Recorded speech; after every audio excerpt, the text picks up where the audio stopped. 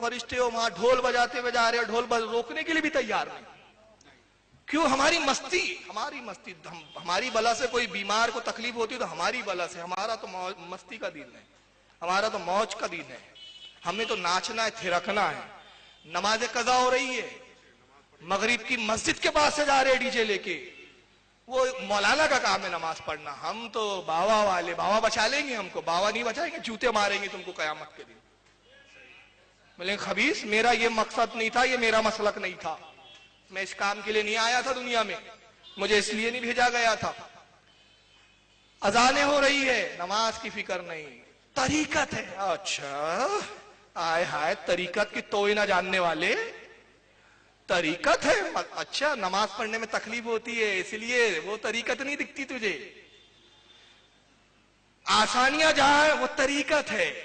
عورتوں سے پیر دبا لو, طریقت ہے. عورتوں کے وہ جھمٹ میں بیٹھے رہو, طریقت ہے. نماز نہ پڑھو, طریقت ہے.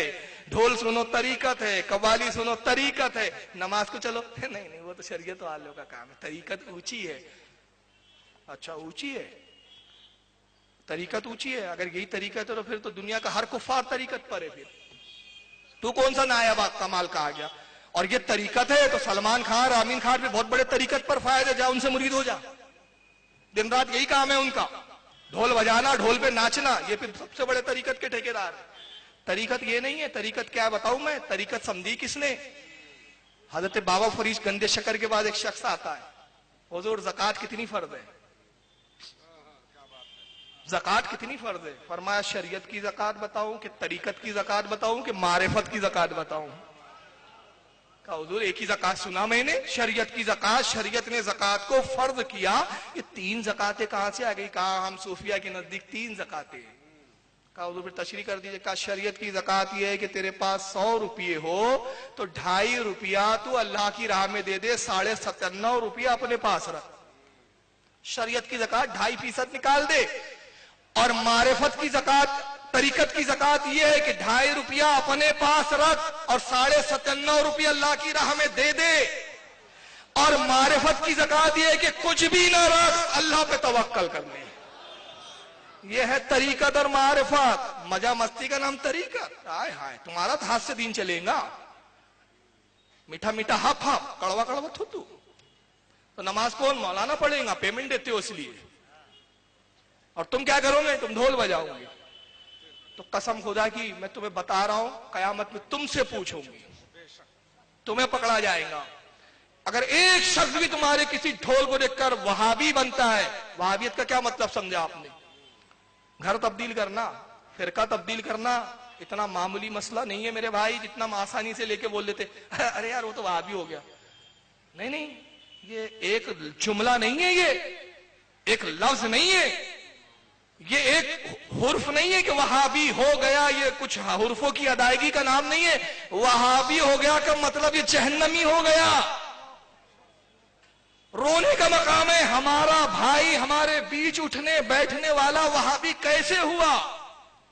سوچنے کی ضرورت ہے ہمیں. کیا کمی ہے ہمارے بیچ؟ کتابیں ہمارے یہاں, حدیث ہمارے ہاں, فقہ ہمارے ہاں, عالم ہمارے ہاں, مفتی ہمارے ہاں, طریقت ہمارے ہاں, حقیقت ہمارے ہاں, معرفت ہمارے ہاں, اولیاء ہمارے ہاں, جن کے نہ علم ہے, نہ کتابیں ہے, نہ طریقت ہے, نہ معرفت ہے, نہ عالم ہے, نہ ولی ہے.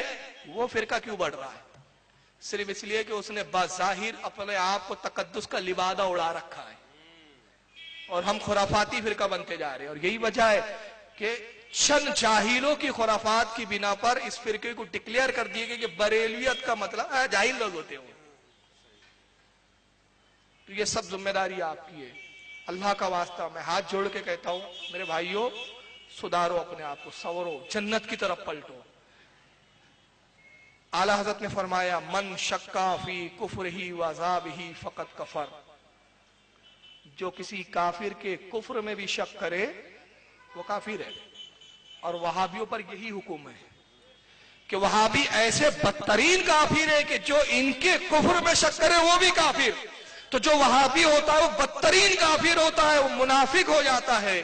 تو اگر ہمارے ڈیجوں سے اگر نقصان ہو رہا ہے تو اس کی ذمہ دار ہم ہیں. بہرحال اللہ کے واسطے بچو. اب یہ چند چیزیں میں بتا دیتا ہوں, بیچ میں نے چند نصیحتیں کی. اللہ تعالیٰ سے میں دعا کرتا ہوں، علماء بھی آمین کہے کہ مالک کائنات اور رب کائنات ہماری قوم کو ہدایت عطا فرما، ہماری قوم کو سمجھنے کی توفیق عطا فرما۔